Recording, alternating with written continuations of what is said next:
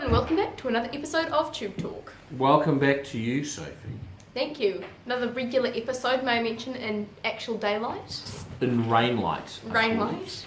Daylight, but raining. Rainlight, I like it. But yes, and it's a lot slightly earlier than we did it last week, which I think we did about 2 a.m. 10 p.m, roughly. Anyway, speaking of last week, we would like to start off this week with a special announcement. Can I have a drum roll, please, Albert? Go Racing is sponsoring the Avondale Golf Cup.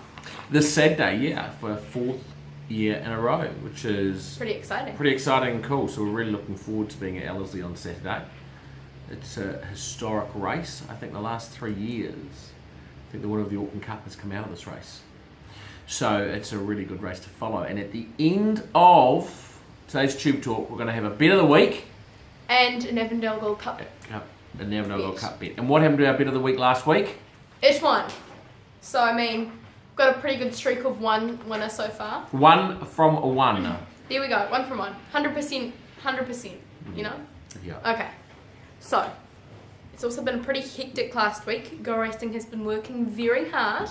We have. And we are getting close to selling the equivalent of 12 horses. Yes, we are. So we bought 18 from the sales and we're just short of the equivalent of selling 12 of them, which is fantastic amazing. support. We really, really appreciate the support of all of our owners. We think we bought horses that are going to put us in the limelight for years to come this year. We're really, really happy with them. Is there any other horses you want to discuss while we're here? One I should discuss if people have been looking at it is the Savabeel Lady Alberton colt. It's by Savabeel and he's close related to What's the Story. So obviously What's the Story is by Savabeel. That's a very, very good cross. He looks a spitting image of What's the Story. We're down to 1 share left in him. So if anybody has been looking at him on the website or thinking about him and you are interested in a share, get in touch with me pretty quickly because he will sell out, I believe, in the next couple of days. Awesome. Or over the weekend.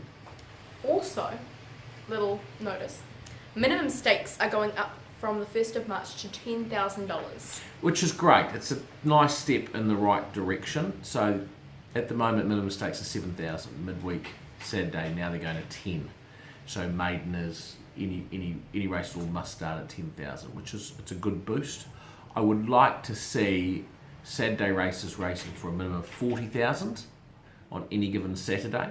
That would be the next step that I would like to see happen. I think racing needs to be aspirational, and I'd like to see that. But it's a good step. It's a good step. It's a helpful step. That's a raise from 7 to 10,000, extra $3,000 a race. So it's a 30% rise. It's pretty significant. Also, Or 35% rise or something. sorry, would you like to put a bet on how many emails you think you'll get? Not many. I reckon 3. Oh, okay, I was going to go for 3, so I'll go for 2.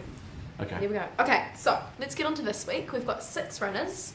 So it's a step up from last week, I think, where we had 2. Correct. Something along those lines. So we'll start off with Friday in Wanganui. We've got Petite Midas in race 3. Yes, so Petite Midas, she's had a couple of little niggles, but she's fine again, she's good now. She's got barrier 1, which should be good, because she races on the speed. Kelly McCulloch on board, who gets on really well with her. The one issue we have is the rain, so she doesn't like a wet track. She likes a good track, and barrier 1 on a wet track may not be suitable, so we may just have to make a call in the morning what we do. If the track is reasonable, good to dead, from barrier 1, she's a definite top 3 chance. Here we go. Also on Friday, except at night, we've got Sydney in No Return in race 6. Very consistent.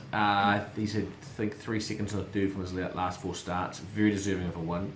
He races at Canterbury over 1,900 metres for $80,000. Now, he was entered to race on Wednesday of this week, but it rained and he's no good on a wet track. So he is in on Friday night, which should be good track. He's drawn barrier 5 of 9.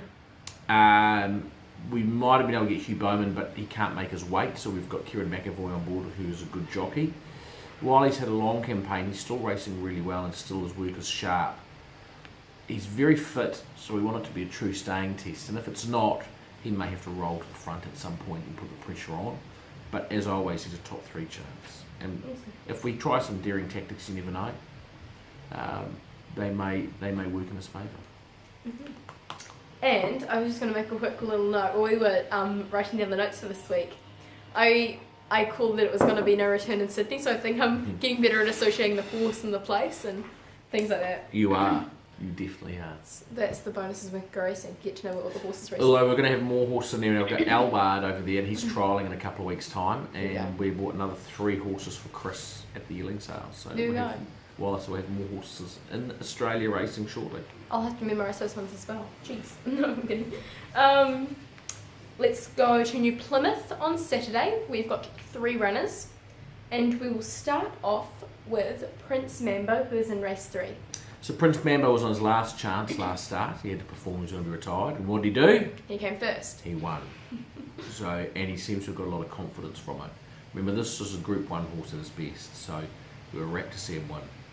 So he goes to New Plymouth left-handed, same grade, goes up in weight, same distance.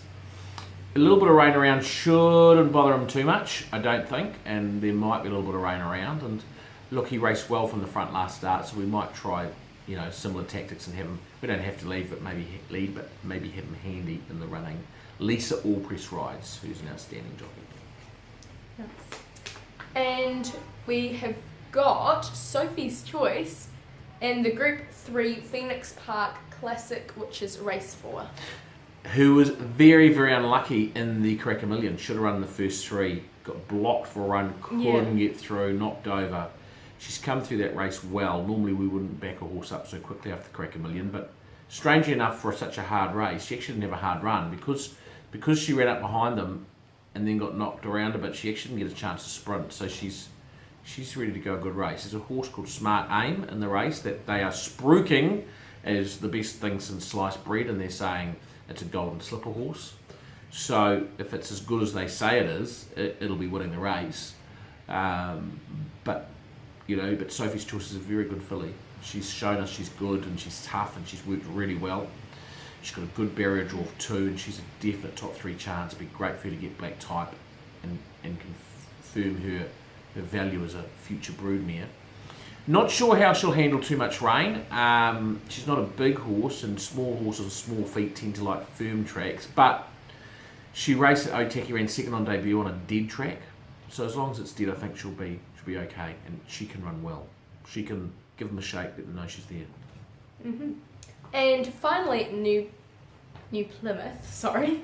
We've got Passing Shot in race 5. Well, that's quite cool. Race 3, race 4, race 5. Yeah, 3 in a row. So Passing Shot, we're trying to get him back into form. He's obviously a very, very good horse, but he's really out of form this preparation. His work this week has been the best work he's done this preparation, and he's been gelded, so he is improving. He's got barrier 1, looks a good race for him, even though he's got to carry a little bit of weight.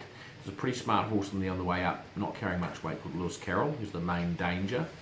The biggest issue for us is how much rain they get, and we will have to assess whether he runs or not. From barrier 1 on a firm track, I think he'd be right in it. On a weak track, just not sure what we'll do, whether we'll run or whether we'll wait. We're just going to have a wee think about that, about what we do. If the track is reasonable though, I expect to see a much, much better run from him. Awesome. And finally, on Sunday the 19th, in Singapore, race 7, we've got Billy Mojo, which I must point out, I also predicted it would be Billy Mojo and Dad said Singapore. You did. So, that's 2, so you are currently leading. Awesome. From Mum, I think. It is from your mother. So, Billy Mojo 2 starts ago ran a really good second, over 1,400 metres. As an experiment, we stepped him up to 1,800 metres, looking to see whether he'd get a derby trip. And he'd failed to see it out on that occasion. However, Bruce Marsh thinks he will get it that distance in time. So we've freshened him and we've dropped him back to 1,400. He's on the turf short course, which suits him.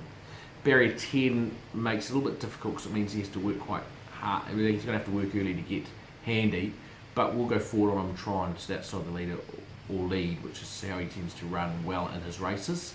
And if he can get there without doing a huge amount of work, he can be in it at good odds. The key for him will be how much work he does in the first 400 metres before they start the turn. Mm-hmm. And we've come to the segment where we say what our bet of the week is and what our tip for Avondale Cup is. Which would you actually first, Dad? I'd like to do the bet of the week first. Okay. For the bet of the week, we've got, drumroll please, Go Nicholas running at Ellerslie, race 2 this Saturday. Yeah, so it's quite a strong field, and there's a couple of horses with reputations and form which are going to take a lot of money. Splurge is one of those. He's going to take a lot of money. And so is another horse down the page called Hollywood Lass. They're going to take a lot of money on reputation and form. Go Nicholas has been running in against stronger fields, I think, than those two, and his form has been very good. He, I think, drops to about 55 kilos, which is not a lot of weight for him. He has raced well on dead tracks before, and it's probably going to be a dead to slow track. And I think we might get overs on him. I think we might get $5 or $6, and I think he's probably a $4 chance. So Go Nicholas is our bet of the week. I was going to go for it in one like go, and then you went bet of the week. I was like, bet of the week. Okay. However, we have a second one. We do. Tip for Avondale Cup. Please, come on. The tip for the Go Racing Syndications Avondale Gold Cup at Group 2 level is 5 to midnight. Lisa Latter's horse, 5 to midnight, ridden by Danielle Johnson. Should have won a couple of races this season. Has been murdered a couple of times by bad rides. Is a very good stayer on the way up. Distance suits. Danielle suits. I think he's a really good chance. Hopefully we'll get $8 or $9 about him. And he is, and Lisa I think is might have run second in this race last few years, so she's due to go one better. So he is my tip for the Avondale Gold Cup. There we go, and that concludes our Go Racing of the week. Albert. Tube Talk. Tube Talk. Thank you very much. Go Racing of the week.